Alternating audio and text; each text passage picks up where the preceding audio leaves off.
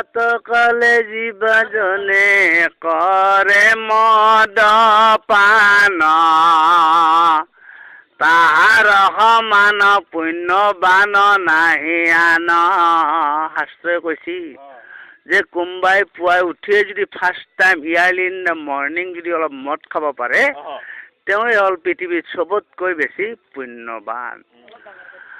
মদ নাপাই জীৱাজনে ভাং খাই,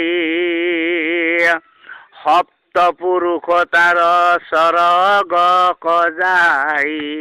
আৰু কৈছি শাস্ত্ৰই যে তুমি ধৰা পইচাত ধৰি বা কিবা অসুবিধাত মদ খাব নিৰ্বা পাৰ, কিন্তু একদম বা এক চিলিম ভাং খালেও তোমাৰ হাত পিৰি স্বৰ্গত বাস কৰিব। এই মদ ভাঙক জীৱাজনে নিন্দা কৰে, সপ্ত পুৰুষ তাৰ নৰকত পৰে।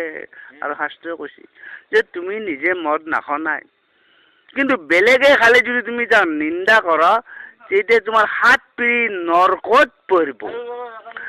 হেন জানি গুণী গণে এৰা নকামা, দিনে ৰাত্ৰি কৰা মাত্ৰ মদ ভাং পান। শাস্ত্ৰই কৈছে যিবিলাক গুণী জ্ঞানী সৎ মানুহ আছে, তেওঁলোকে কিন্তু মদ বা ভাং খাবা দিছি, তেহে তেওঁ স্বৰ্গত বাস কৰিব। জয়াই অসম। আৰু গংনা এই বলিবীৰ বলিবীৰ বীৰ হনুমান, পৃথিৱীত বীৰ নাই বীৰ কৰ্ণৰ সমান। যে শাস্ত্ৰৰ ভিতৰত ডাঙৰ বীৰৰ কৰ্ণও, বালিও আছিল বীৰ, বলিও আছিল, কিন্তু বাদ দিয়া বালি হুকৰি পেলাই দিয়া, কিন্তু কৰ্ণ আছিল চবচে ডাঙৰ বীৰ। হে ৰাম ৰাজা হৰিচন্দ্ৰ ৰাজা, ৰাজা দুৰ্যোধন, পৃথিৱীত ৰাজা নাই ৰাজা ৰাৱণৰ সমান। কৈছি শাস্ত্ৰই যে ৰামো আছিল ৰাজা, যুধিষ্ঠিৰো আছিল ৰাজা,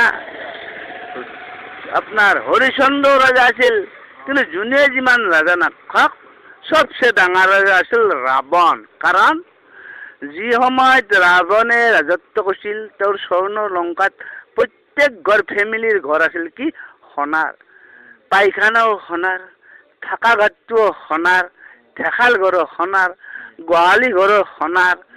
গতিকে ৰাম যুধিষ্ঠিৰ বা কোনোবা ৰাজা